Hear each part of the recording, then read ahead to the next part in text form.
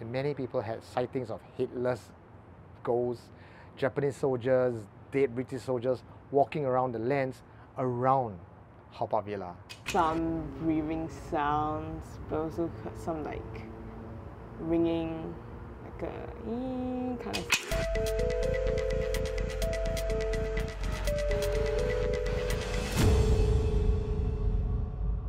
Hello everybody, my name is Eugene and you're watching Haunting History, where we explore the darker parts of our past, our present, and the scars left behind by Singapore's history. Now, some of you might recognize me as the guy who hosts a channel, Supernatural Confessions, but for those who don't, I'm an avid collector of stories and confessions of the supernatural kind.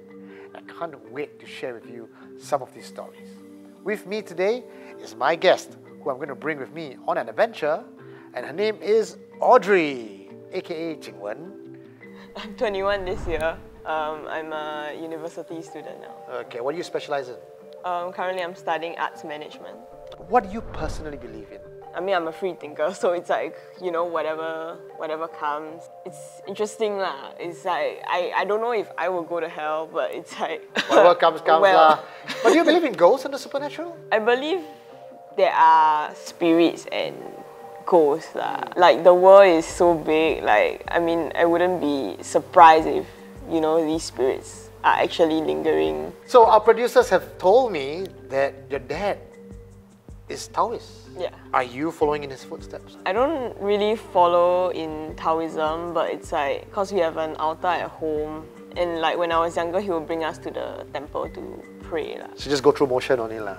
Yeah, it's like, just go there, pray, like, but I don't really know every single deity and whatever. Tonight, we are diving into the mystical and mythical aspects of ancient Chinese culture of Haw Par Villa. My parents told me that they brought me when I was really young, as in, I was in my mother's stomach. Cannot lah, must be out of the stomach, then you see. Now most of you would know Haw Par Villa for the 10 courts of hell. But back in my time, we actually had a nice little boat ride to go through all the different 10 courts. But there's more to Haw Par Villa than just the museum. And we're going to go to some of these other places in Haw Par Villa to take a look. Are you ready? Yeah. Let's go. This is Haw Par Villa. What do you know about Haw Par Villa?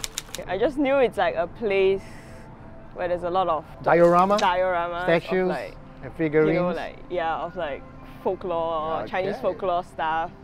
And it's like, it may seem a bit scary, but it's not. I'm glad you say that, because for this channel, Haunting History is all about understanding the history of the place and all the woo-woo bits to get a better understanding of what we are dealing with. Before Haw Par Villa was called Haw Par Villa, it was actually called Tiger Balm Garden.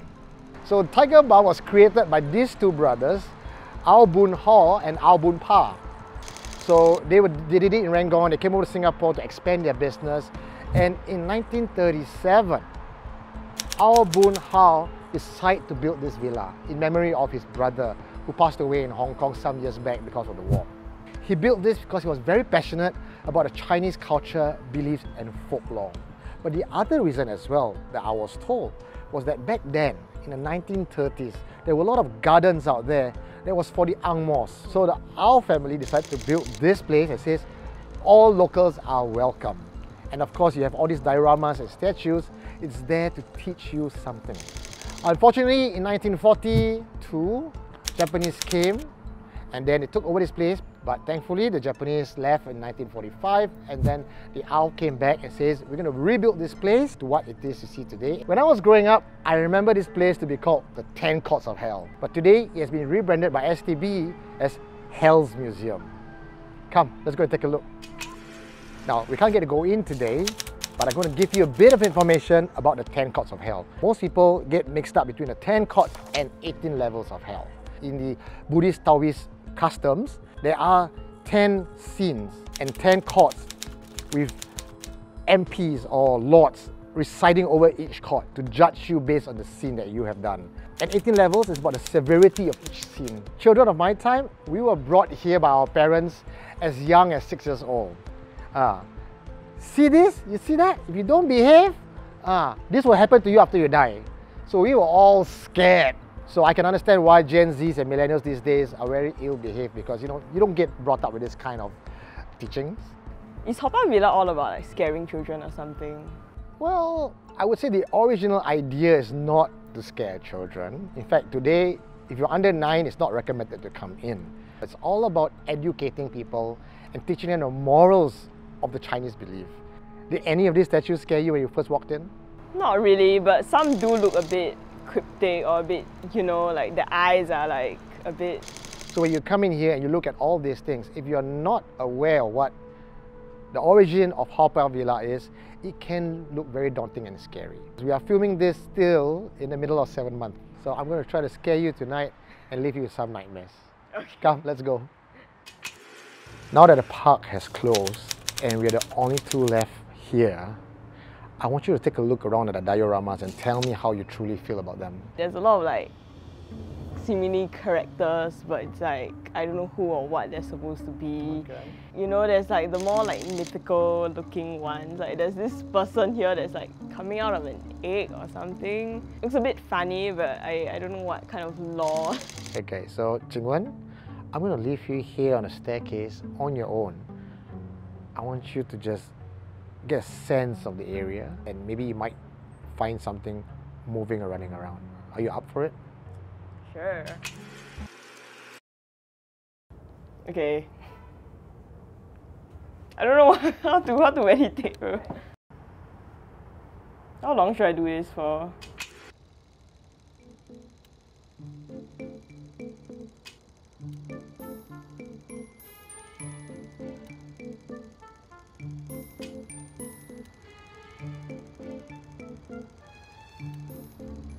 How was it? I mean, it's pretty chill, but I did hear some sounds, Yeah. some breathing sounds, but also heard some like ringing, like a kind of Anything touch you? Any feeling? like briefly around my neck.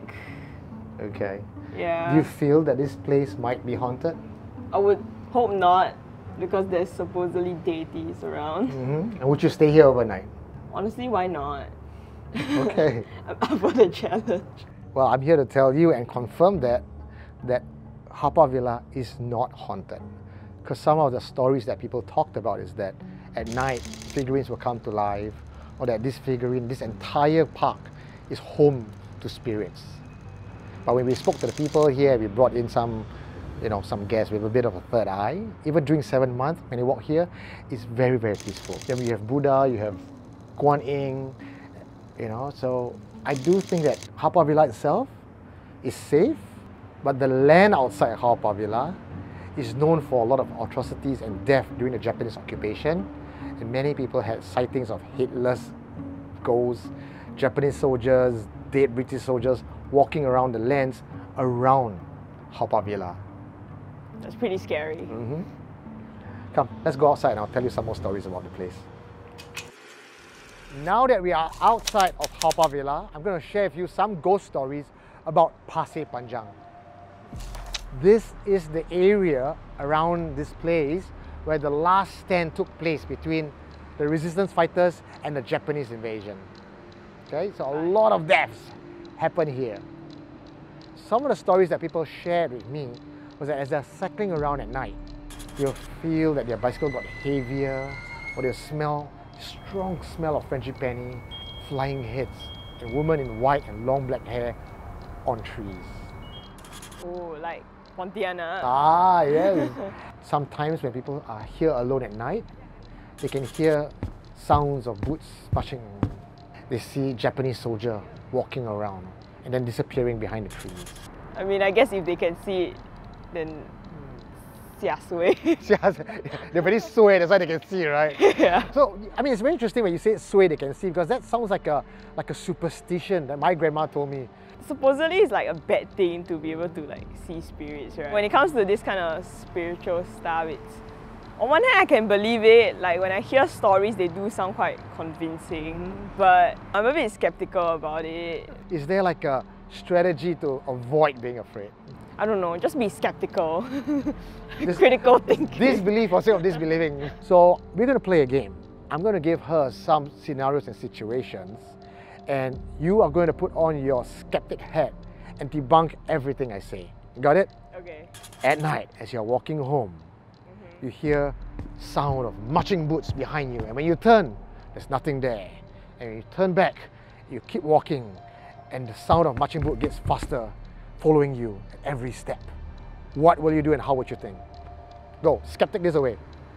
Okay, if let's say where I am is near an army camp, then you know I can contextualize it as army marching happening going on. Sound of training, sound travel.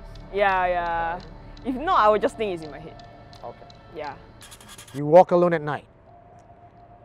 Narrow path. Darkness. And then in the distance, you see someone by the tree in the shadow of the street lamp. Long hair covering her face in a white gown. What will you do? I would think it's like vines on a tree. Yeah. So would you continue walking down and walk past it? Or would you be like, nope? Maybe I'll just continue walking. Yeah.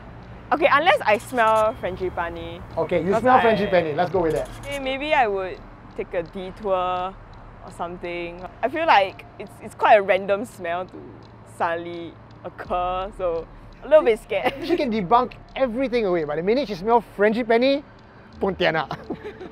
Okay, one last one. You go to the toilet.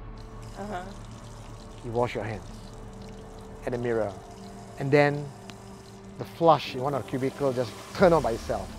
Firstly, I would assume it's auto flush, but if the door is closed and locked, okay, I would find it a bit suspicious.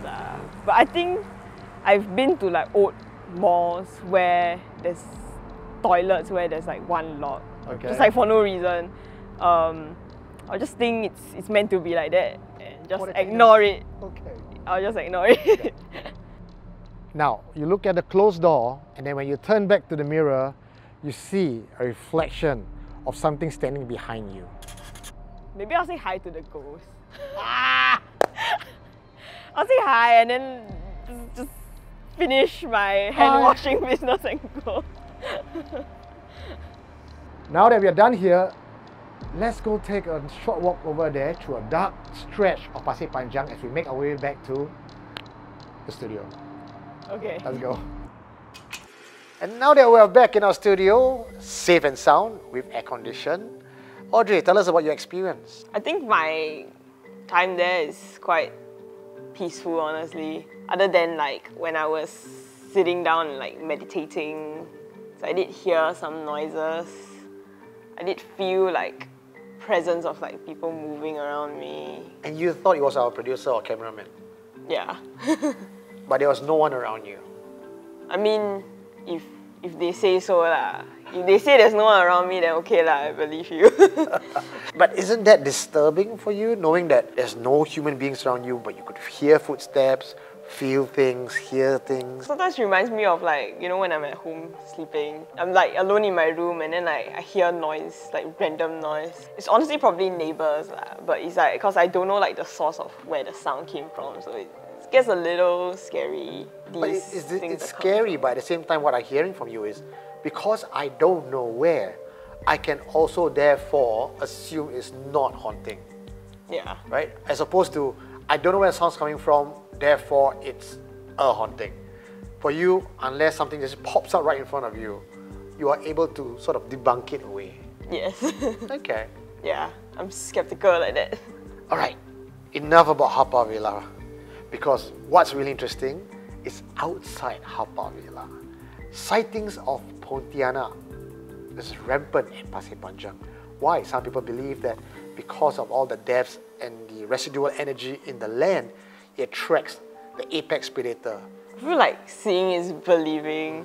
So if someone has managed to capture like actual like evidence of like those sightings, I would feel more inclined to believe it. Would you believe it if you're just watching it from behind the screen? I'll take it with a pinch of salt also, because it's, you know, it's fabricated for like for online. views. Yes, right. For views. So it looks like I have to bring Audrey with me on an actual investigation overnight, and hopefully that might change her mind. This show is about haunting history, talks about the supernatural and the history of the place behind it. why do you think understanding the history of a place is so much more important? Personally, I really love history a lot. Like, I love being able to understand how things came to be in the world, because, you know, our past defines the present. Not only are we able to learn from the past, like from past mistakes, we are also able to understand and learn of like our culture and origins, and being able to understand this will then allow us to pass such traditions down to our offspring. We come to the end of this episode of Haunting History, where I hope that you guys watching this episode learn a thing or two about haunting and history. Remember, the unknown can sound scary to the naive, but when you know the origins of the place or the stories behind it, there usually is a more meaningful reason. My name is Eugene Tay. You're watching us on Haunting History. I'll see you guys in the next episode. Good night. One of the 4 most important folklore that's written in China, and this was written in the Ming Dynasty. It's about the legend of Madam Whitesnake. If you enjoyed this episode of Haunting History, please Don't forget to like, comment, share, and subscribe. Bye!